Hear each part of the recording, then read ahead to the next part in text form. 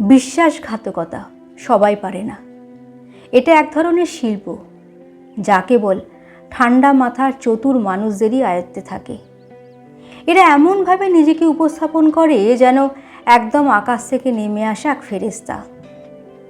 তাদের ব্যবহার, কথা, হাসি সব কিছুতেই এমন এক মাধুর্য থাকবে যে আপনি না চাইলেও তাদের প্রতি আকৃষ্ট হয়েই পড়বেন।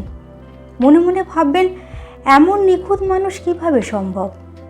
ভালোবাসতেও বাধ্য হবেন।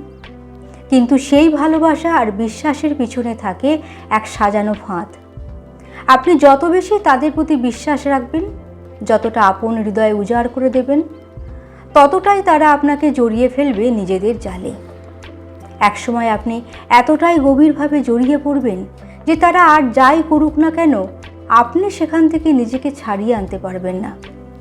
তারা আপনাকে জীবনের খেলায় ফুটবলের মতো ব্যবহার করবে, আর তারা হবে সেই খেলার মেসি। আপনি বুঝবেন আপনি একা নন।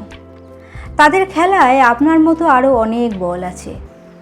ধীরে ধীরে তাদের অবহেলা বিষ হয়ে ঢুকবে আপনার হৃদয়ে। আপনি পুড়তে থাকবেন অদৃশ্য এক আগুনে।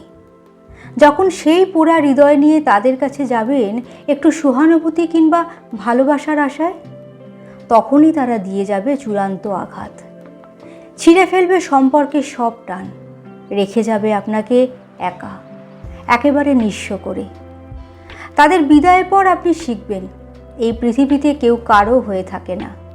সবাই আসে নিজের স্বার্থের টানে, আর স্বার্থ ফুরোলেই চলে যায় নির্দ্বিধায়।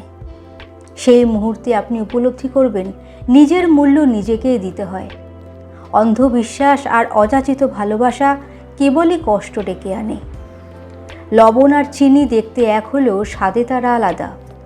তেমনি মানুষ চিনতে না পারলে মিষ্টি হাসি আড়ালে লুকিয়ে থাকা তিক্ততার চেহারা বুঝে ওঠা যায় না। জীবনের সবচেয়ে কঠিন কাজ মানুষ চেনা। পরিশেষে বলা যায়, নিম পাতা তেতো হলেও কিন্তু তার ফল উপকারী। জীবনের কিছু তেতো সত্য মেনে নিতে পারলেই হয়তো আজীবন ভালো থাকা যায়।